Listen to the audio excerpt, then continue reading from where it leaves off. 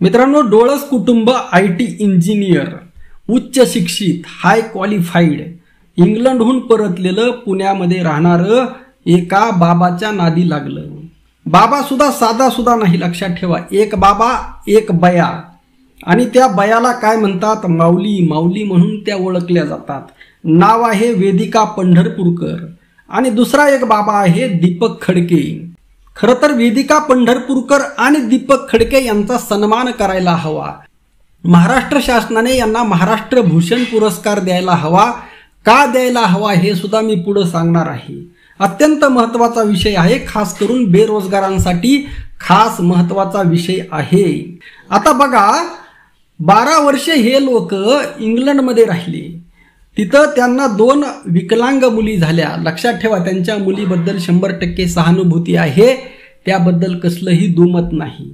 परंतु यांना ज्या पद्धतीने गंडा घातला, कशा पद्धतीने गंडा घातला लक्षात ठेवा. ते त्यांच्या मुलींना दुर्धर आजार झाला, त्यामुळे त्यांना असं वाटलं की आपण मायभूमीमध्ये परत यावं आणि इथे त्यांना मुलींच्या उपचारासाठी एक चांगलं वातावरण भेटेल म्हणून ते पुण्यामध्ये सेटल झाले.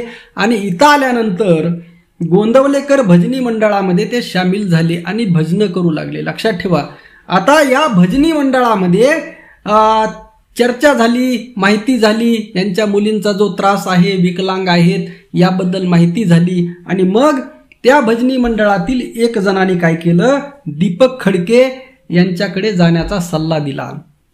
बघा भजनी मंडळामध्ये काय सुरू आहे. भजनी मंडळ, वा वा वा वा, भजनी मंडळामध्ये काय सुरू आहे. एकीकडे आपण वारकरी संप्रदायाचा वारसा या महाराष्ट्राला सांगतो. भजनी मंडळ म्हटलं की वारकरी संप्रदाय उभा राहतं. हे गोंदवलेकर भजनी मंडळ आहे, याबद्दल मला जास्त माहिती नाही. परंतु अंधश्रद्धेचा बाजार, पाखंडाचा बाजार, भोंदूगिरीचा बाजार हा जसा वारकरी संप्रदायामध्ये आहे तसाच तो सगळ्या भजनी मंडळामध्ये आहे. परंतु काय आहे, आता अंधश्रद्धेच्या, पाखंडाच्या, भोंदूगिरीच्या विरोधामध्ये बोलायचं नाही, अजिबात बोलायचं नाही. मी सुद्धा बंद करणार आहे. उलट मी आता त्याच्या समर्थनार्थ इथून पुढे बोलणार आहे. भोंदूगिरी झालीच पाहिजे, पाखंड झालंच पाहिजे, अंधश्रद्धा झालीच पाहिजे, लोकांना फसवलंच पाहिजे. त्याशिवाय या रोजगार भेटणार नाही. हा रोजगाराचा प्रश्न आहे, खूप मोठा प्रश्न आहे. लक्षात ठेवा, आता इंग्लंडमध्ये 12 वर्षे राहिलेलं आणि यांना तब्बल 14 कोटी रुपये. लक्षात ठेवा, आता काय झालं, पुढची कहाणी सांगतो. हा जो आहे दीपक खडके, याच्याशी ओळख करून दिली. हा तुमच्या मुलींचा उपचार करील.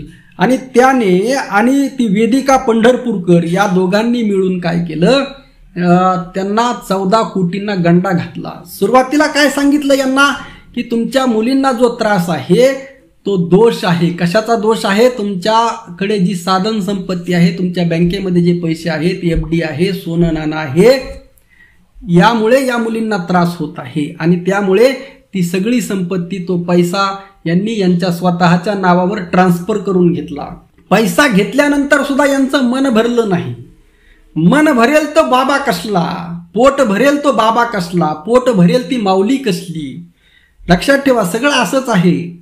ज्याचं पोट भरेल तो बाबा बुवा कधीच होऊ शकत नाही. लक्षात ठेवा, ज्याला बुवा व्हायचंय, बाबा व्हायचंय, ज्याला महाराज व्हायचंय, त्याचं कधीही पोट भरणार नाही. हेच वास्तव आहे. आणि त्यामुळे यांचं पोट भरलं नाही. त्याला जमीन विकावं लागली, घर विकावं लागलं आणि तब्बल 14 कोटी रुपये उकळले. परंतु मुलींना काही फरक पडला का? काय फरक पडायचा काय संबंध आहे. परंतु बघा, कौशल्य बघा किती. येथे मी हे जे डोळस कुटुंबीय आहे, IT इंजिनियर आहे, उच्च शिक्षित आहे, यांच्याबद्दल मी अजिबात सहानुभूती ठेवणार नाही. हा, त्यांच्या मुलीबद्दल सहानुभूती आहे, त्यांना उपचाराची गरज आहे त्यांना. परंतु या डोळस कुटुंबियाबद्दल, त्यांच्या जे IT इंजिनियर आहेत, उच्च शिक्षित आहेत, त्यांच्याबद्दल अजिबात सहानुभूती नाही. कारण आज अशा ढिगाने लागलेले आहेत. लक्षात ठेवा, असा खस भरलेला आहे. एकीकडे ज्यावेळेस आपण आता ती उपमा दिली असती, परंतु राग येईल, आता हा वैयक्तिक विषय आहे.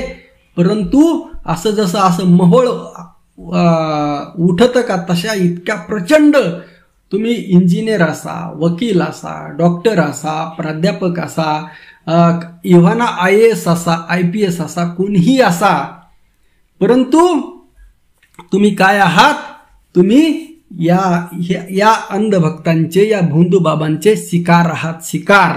आणि त्यामुळे महाराष्ट्र शासनाने सुद्धा काय करायला पाहिजे, महाराष्ट्र शासनाने सुद्धा आता नरेंद्र मोदींनी घोषणा केली होती 2014ला की मी दरवर्षी 2 कोटी रोजगार देईल, लक्षात ठेवा.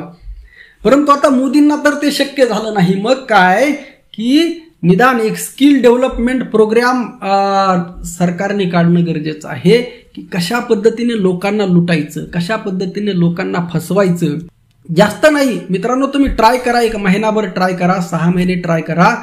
लोकांना फसवणं अगदी सहज सोपं आहे. कारण ऑलरेडी यांच्या डोक्यामध्ये भुसा भरलेला आहे, मेंदू नावाची गोष्ट नाही. आणि खास करून जो जितका जास्त शिकलेला, एखाद वेळेस अडाणी माणूस, गरीब माणूस, शेतकरी माणूस लवकर फसणार नाही. परंतु माणूस जितका जास्त शिकलेला 10वी झालेला असेल, 12वी झालेला असेल, ग्रॅज्युएट झालेला असेल, त्यातली त्यात अजून नोकरीला जर लागलेला असेल, लक्षात ठेवा, जर शिक्षक असेल, प्राध्यापक असेल तर इतक्या लवकर फसणार. आणि त्यामुळे तुम्हाला यामध्ये खूप मोठा स्कोप आहे. त्यामुळे शासनाने सुद्धा एक स्किल डेव्हलपमेंट प्रोग्राम करायला हवा की लोकांना कशा पद्धतीने फसवायचं. ते असता तो सत्य साईबाबा होता, तो हातामधून असा अंगठी काढायचा, तोंडातून काय अंगठी काढायचा. हे छोट्या छोट्या टेक्निक आहेत. तुम्ही एक 8 दिवसामध्ये, 15 दिवसामध्ये, जास्तीत जास्त महिन्यामध्ये परफेक्ट होऊ शकता आणि लोकांना चुत्या बनवू शकता. त्यामुळे हा प्रोग्राम शासनाने काढणं गरजेचं. जास्तीत जास्त एक 3 महिन्याचा जरी प्रोग्राम शासनाने काढला आणि फीस द्यायला तयार आहेत विद्यार्थी, शासनाला काही फ्रीमध्ये शिकवायची गरज नाही. कारण यानंतर होणारी कमाई ही करोडोमध्ये आहे, लाखोमध्ये आहे. अगदी सहज पद्धतीने तुम्ही लोकांना गंडा घालण्याचं, फसवण्याचं काम करू शकता. आणि हे शिकलेले लोक तुमची ऑलरेडी शिकार होण्यास तयार आहेत.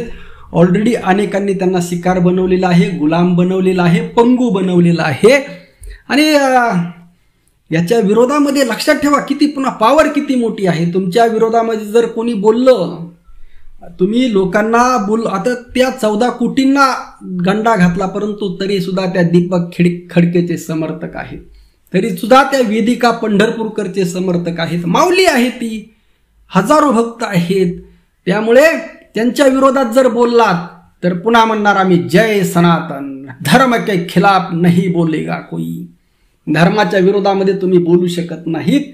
त्यामुळे मित्रांनो येथे खूप मोठा स्कोप आहे आणि याचा विचार करा. कारण काय होतंय, खरं बोलून जमत नाही. आतापर्यंत मी खरं बोलत आलो, परंतु काही उपयोग नाही. हे असंच चालत राहणार आहे. परत मी विचार केला, अरे तुकाराम महाराजांनी एवढं गाथेमध्ये लिहून ठेवलेलं आहे, कोण विचारतंय, कुणाला काय देणं घेणं आहे. जे लोक तुकाराम महाराजांच्या नावावर पोट भरतात, जे कीर्तन करतात, प्रवचन करतात, त्यांनाच काही देणं घेणं नाही. त्यांनाच तुकाराम महाराज मान्य नाही, तर सर्वसामान्य लोकांना मान्य असण्याचा काय संबंध आहे. 4-2 आहेत, मधुसूदन महाराज पाटील आहेत, त्यांच्यासारखे 4-2 आहेत. तिकडं ते भंडारा डोंगर वाचवण्यासाठी, देहूभूमी वाचवण्यासाठी प्रयत्न करत आहेत, तुकाराम महाराजांसाठी लढत आहेत. परंतु कोणाला काही सुद्धा देणं घेणं नाही. आणि बहुमत 99% जनता, 99% महाराज मंडळी ही भोंदूगिरीच्या बाजूने आहे, अंधश्रद्धेच्या बाजूने आहे, पाखंडाच्या बाजूने आहे. त्यामुळे चला बहुमताच्या मार्गावर. रामकृष्ण हरी. जय जगद्गुरु, जय शिवराय, जय भीम.